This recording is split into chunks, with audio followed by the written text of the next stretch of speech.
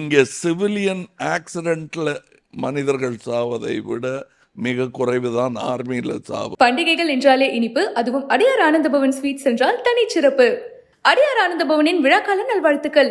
ஆளும் புதுசு ஆட்டமும் புதுசு பிக் பாஸ் சீசன் 24/7 இப்போது உங்கள் டிஸ்னி பிளஸ் ஹாட் ஸ்டாரில். லைகா புரொடக்ஷன்ஸ் சுபாஸ்கரன் வழங்கும் டிஜே ஞானவேலி இயக்கத்தில் ரஜினிகாந்த் நடிக்கும் வேட்டையன் வரும் அக்டோபர் 10 முதல் திரையரங்குகளில். ஆக்சுவலி இப்போ இந்து மேம் கிட்ட ஒரு கேள்வி.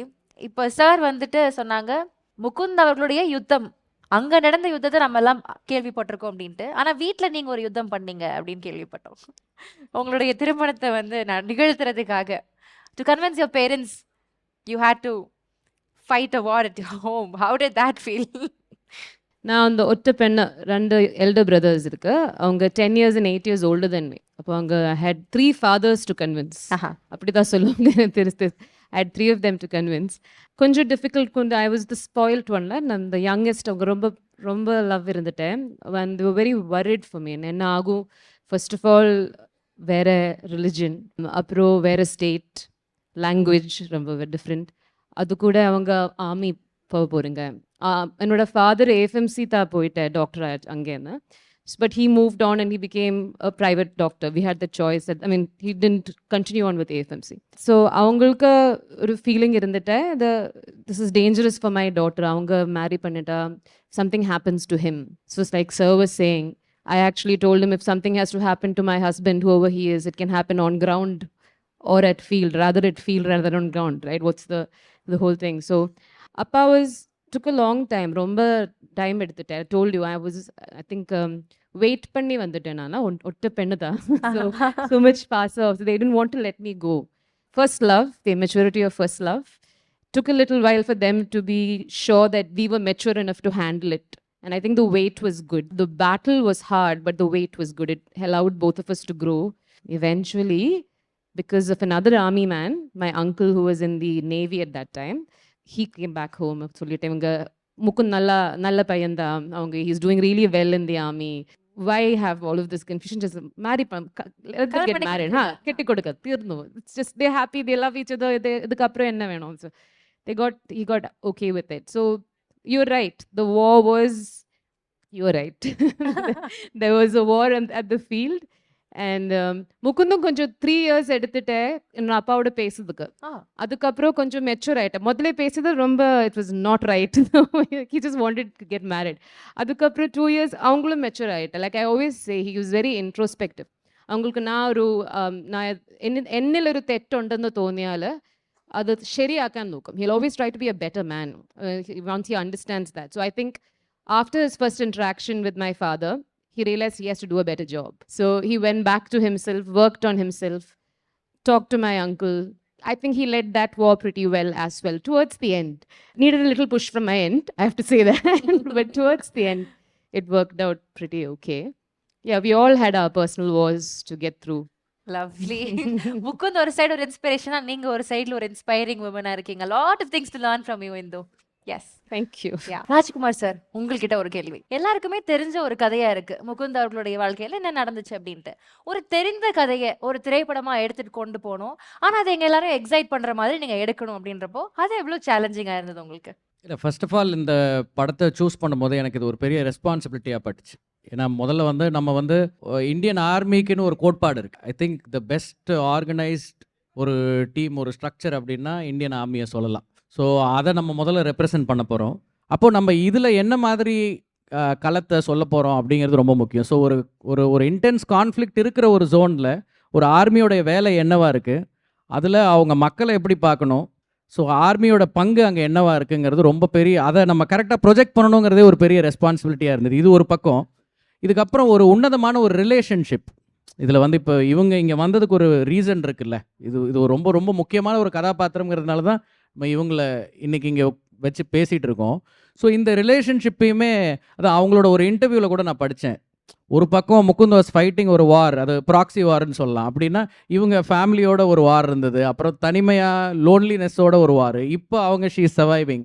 இப்போ இது எல்லாமே இதை பேலன்ஸ் பண்ணின ஒரு கதையாக இருக்கணும். ஸோ அந்த ரெஸ்பான்சிபிலிட்டி தான் எனக்கு ரொம்ப பெருசாக இருந்தது. அண்டு இது தெரிந்த கதை இல்லை, இது தெரியாத கதை, ஒவ்வொருத்தரும் தெரிஞ்சுக்க வேண்டிய கதை. நம்ம தெரிஞ்சதை மட்டுமே தான் பேசிக்கிட்டு இருக்கோம். இப்போ நீங்கள் ஹோஸ்ட்டாக இருக்கீங்க, இப்போ நீங்கள் டு பிகம் அன் ஆங்கர் ஒரு ஜேர்னி இருந்திருக்கும்ல, ஆமா. டு பிகம் சிவகார்த்திகேயன் ஒரு journey இருந்திருக்குல்ல, to become Sai Pallavi ஒரு ஜேர்னி இருந்திருக்குல்ல. இன்னைக்கு நம்ம இவங்க எல்லாரையும் லைம் லைட்டில் பார்க்குறோம். பட் இதுக்கு பின்னாடி அதுதான் அவர் மேபி சொன்ன அந்த இன்ஸ்பிரேஷன் நினைக்கிறேன் நான், இன்ஸ்பைரிங் ஸ்டோரியாக இருக்கும் அப்படிங்கிறது. அப்போ இந்த ஜாப் எல்லாம் இதெல்லாம் ஒர்க். பட் அது வந்து I would call it more then work. அது வந்து அது ஏதோ ஒரு டெசிஷன் பண்ணி அவங்க அங்கே போயிடுறாங்க. அது ஏதோ ஒரு ரீசன் இருக்குது. இப்போ நம்ம இயல்பு வாழ்க்கை இயல்பாகவே இருக்குது. எந்த வேலையை நம்ம பார்த்துக்கிட்டு இருந்தாலும் ஐ திங்க் நம்மளோட இயல்பு வாழ்க்கை இயல்பாக இருக்கிறதுக்கு காரணம் இந்த மாதிரி சர்வீஸ் மென் தான். அதை நம்ம உணர்றதே இல்லை. ரோடு போட்டவங்க நம்ம யோசிச்சு பார்க்க மாட்டோம். டெய்லி கார் ஓட்டுவோம், பைக் ஓட்டுவோம் இல்லையா? அந்த மாதிரி அதை விட ரொம்ப முக்கியமாக டிஃபென்ஸில் நம்மளோட செக்யூரிட்டியோட, நேஷ்னல் செக்யூரிட்டியோட ஒரு டெய்லி லைஃப், நம்மெல்லாம் இங்கே நார்மல் லைஃப்பை இயல்பாக வாழ்ந்துக்கிட்டு இருக்கிறதுக்கு தன்னோட குடும்பத்தை, குழந்தைய, மனைவியை, அப்பா அம்மாவை விட்டுட்டு அடுத்த நிமிஷம் உயிர் இருக்குமா இல்லையா, அதை பற்றி பயப்படலாமா வேணாமான்லாம் யோசிக்காமல் அவங்க தொடர்ந்து அவங்களோட சர்வீஸை எந்தவித பலனும் எதிர்பார்க்காம பண்ணிக்கிட்டே இருக்காங்க. அவங்க மெடல்ஸ்க்காக ஓடுறதில்ல, நம்ம இப்படி பண்ணால் இப்படி ஒரு மெடல் கிடைக்கும் அப்படின்னு நினச்சி பண்ணுறதில்ல. இதில் தெரியாத ஜேர்னி நிறையா இருக்குது. ஸோ இதில் டீம் ஸ்பிரிட்னா என்ன, அந்த ஆர்மி கெமராட்ரினா என்ன, அதே நேரம் ஒரு பொறுப்பான குடும்ப தலைவனாகவும் இருக்கணும் அப்படிங்கிறது எல்லாம் இதில் இருக்குது. I think the film will speak more. Yes. I think Amaran has so much more to speak more than the guns, I believe. Yes. Yes, it is. has a lot Yes, to speak. yes. Yes. Sir, இப்போ வந்து இன்னொரு விஷயம், army மென் ஆர்மியில் போய் சேர போகிறாங்க அப்படின்னா அவங்க என்ன மனநிலை போவாங்கன்னு உண்மையிலே என்னால் இதை ப்ராசஸ் பண்ணவே முடியல. பிகாஸ் அடுத்த நிமிஷம் என்ன நடக்க போகுதுன்னு தெரியாத ஒரு இடத்துல போகிறாங்க. எப்படி அந்த முடிவை எடுக்கிறாங்கன்னு நீங்கள் நினைக்கிறீங்க சார்? ரொம்ப யோசிச்சு தான் எடுப்பாங்க. நான் சொன்னேன்னே ஒரு கதை, 16 வயசில் ஓடி போய் அந்த மாதிரி எடுக்கிறவங்க இது ரொம்ப குறைவு. ரொம்ப யோசித்து எடுப்பாங்க. வீட்டில் எதிர்ப்பு இருக்கும். என்கிட்ட ஒரு கமாண்டர் சொன்னதை இங்கே சொல்ல கடமைப்பட்டிருக்கேன் நான். ஏன்னா பல தாய்மார்கள் உடனே, முக்கியமாக இப்போ இந்த படத்தை பார்த்ததும் ஐயோ இது வேணான்னு இந்த கதையிலேயே வரும். இவங்களுடைய பேரண்ட்ஸே பட்டாளத்துக்காரன் வேணாங்கிறது தான் அட்வைஸ் பண்ணுவாங்க. நான் எந்த விதத்திலையும் முகுந்த் அவர்களுடைய தியாகத்தையோ நம்மளுடைய வீரர்களுடைய தியாகத்தையோ குறைச்சிடக்கூடாதுங்கிற முன்ஜாக்கிரதையுடன் சொல்லுகிறேன். இப்போ நான் சொல்கிறது, இங்கே சிவிலியன் ஆக்சிடெண்ட்டில் மனிதர்கள் சாவதை விட மிக குறைவு தான் ஆர்மியில் சாவு. ஏன்னா ஒருத்தருக்கு ஒருத்தர் தேர் கவரிங் ஈச் அதர்ஸ் பேக். விட்டு கொடுக்க மாட்டோம். உயிர் போய் இன்னொருத்தனை காப்பாற்றுவோம். டிராஃபிக்கில் அது கிடையாது. Accidents will happen like it happened for our Mukund. But army is a safe place. It's a dignified place. It's a noble place. Absolutely. வாழ்க்கை மேலே வெறுப்பு இல்லாமல் நாட்டின் மேல் பற்று இருந்தால் ஆர்மியை விட பெட்டர் பிளேஸ் இருக்கவே முடியாது. The services. Very, very well said, sir. இதை இங்கே சொல்வது ஏதோ இந்த சினிமா ஓடணுங்கிறதுக்காக நான் சொல்ல. சினிமா ஓடும், அடுத்த சினிமா வரும். But the army and people like Mukund will live on. Forever, yes. அடுத்த சோல்ஜருக்கு முனகு மந்திரம் Mukund. It's a great place. Noble அப்படின்னு பார்க்கும்போது இத்தனை பேரை நிம்மதியாக தூங்க வைக்கிறாங்கல்ல, இந்த நாட்டுக்கு பூட்டு அது. ஆமாம். இந்த படத்தை எடுப்பதற்கு முதலீடு செய்வதற்கு காரணமும் அதுதான். உணர்வு தானே தவிர இதில் வியாபார யுக்தி இருப்பதாக யாராவது நினைச்சாங்கன்னா அது அவங்க பிழை. ஸோ ராஜ்குமார் சார் சொன்ன மாதிரி இது ஒரு தனி உலகம் இல்லையா சார்? இந்த ராணுவ உலகம் அப்படின்றதே அதுக்குள்ள பல எமோஷன்ஸ் இருக்குது, பல உணர்ச்சிகள் இருக்குது. சிவன் அவங்கக்கிட்ட ஸோ வந்து இப்போ முகுந்த் அவர்களை பற்றின விஷயங்கள் உங்களுக்கு அன்வைல் ஆகிக்கிட்டே இருக்குது, தெரிஞ்சுக்கிட்டே இருக்கிறீங்க. என்னெல்லாம் ஆச்சரியங்கள் விரிஞ்சிச்சு உங்களுக்குள்ள? விரிந்த ஆச்சரியங்கள் என்ன? ஆக்சுவலாக இது சொல்ல நினைக்கிறேன். அவர் வந்து ஃபஸ்ட்டு கதை சொல்லணும்னு சொல்லி வந்தார் ராஜ்குமார் சார்.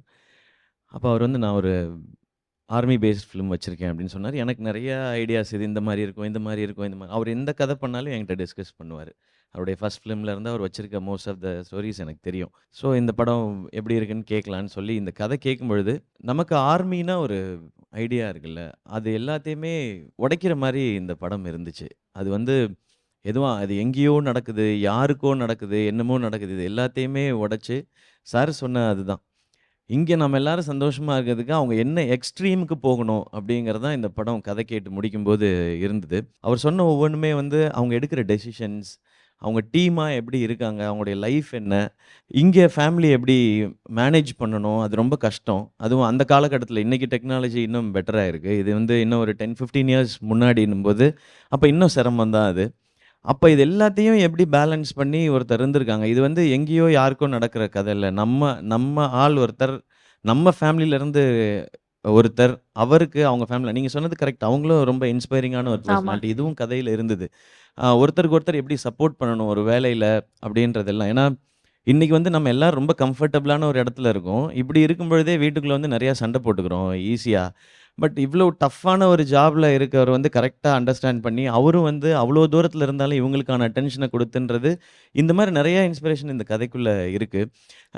எனக்கு நான் இந்த படம் தீபாவளிக்கு வருதுன்னு சொல்லும்பொழுது நான் யோசிச்சது அதான். இந்த படம் பார்க்கும்பொழுது ஆடியன்ஸ் வந்து ஒன்றே ஒன்று மட்டும் மைண்டில் வச்சுக்கிட்டா போதும். இன்றைக்கி நம்ம தீபாவளியை சந்தோஷமாக கொண்டாடிட்டு இருக்கிறதுக்கு எங்கேயோ யாரோ உயிரை விட்டுட்டு தான் இருக்கிறாங்க பார்டரில் அப்படின்றது மட்டும்தான். அதை இந்த படம் ரொம்ப தெளிவாக உணர்த்தும். இது வந்து வெறும் சண்டை, ஒரு 2 பேர் சண்டை போட்டுக்கிட்டாங்க, ஒருத்தர் இன்னொருத்தரை கொன்னாங்க, அது இல்லவே இல்லை. அது ஒவ்வொரு மனிதனுடைய உணர்வு, இவங்க 2 பேருடைய வாழ்க்கை, இவங்களை சுற்றி இருக்க கேரக்டர்ஸோட வாழ்க்கை, இது அத்தனையும் இது நடந்த உண்மையை அப்படியே சொல்கிறோம் அப்படின்றது மட்டும்தான். இது எல்லாமே இந்த கதையில் நான் கேட்டேன். எனக்கு அவர் கதை சொல்லி முடித்தோன்னே நான் உடனே ஓகே சொல்லலை. நான் நாளைக்கு சொல்லவா அப்படின்னு சொல்லி கேட்டேன் நான்.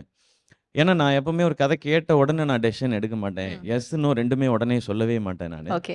பட் இந்த கதை மட்டும் என்னை அன்னைக்கு நைட்டு தூங்கவே விடல. எனக்கு நிறைய தாட்ஸ், இவர் எப்படி, இந்த ஃபேமிலி இப்போ எப்படி இருக்காங்க, நம்ம ஃபேமிலி எப்படி இருந்தோன்னு சொல்லி என்னை ரொம்ப டிஸ்டர்ப் பண்ணிடுச்சு இந்த கதை. நான் அவர்கிட்ட நெக்ஸ்ட் டேவே கூப்பிட்டு நான் இந்த படம் எப்படியாவது பண்ணணும் அப்படின்னு நான் சொல்லிட்டேன் நான். அதுதான் இந்த கதை ஏற்படுத்திய தாக்கம். ஸோ அமரன் வந்து ஒரு ஒரு இராணுவ வீரனின் வாழ்க்கையை பதிவு பண்ணுற படம், போரை பதிவு பண்ணுற படம் இல்லை. வாழ்க்கை, அவருடைய அனைத்தையும் பதிவு பண்ணுற படமாக இப்போ இருக்கணும். பண்டிகைகள் என்றாலே இனிப்பு, அதுவும் அடியார் ஆனந்தபவன் ஸ்வீட்ஸ் என்றால் தனிச்சிறப்பு. அடியார் ஆனந்தபவனின் விழாக்கால நல்வாழ்த்துக்கள். ஆளும் புதுசு ஆட்டமும் புதுசு பிக் பாஸ் சீசன் 8 24/7 இப்போது உங்கள் டிஸ்னி பிளஸ் ஹாட் ஸ்டாரில். லைகா புரொடக்ஷன்ஸ் சுபாஸ்கரன் வழங்கும் டிஜே ஞானவேல் இயக்கத்தில் ரஜினிகாந்த் நடிக்கும் வேட்டையன் வரும் அக்டோபர் 10 முதல் திரையரங்குகளில்.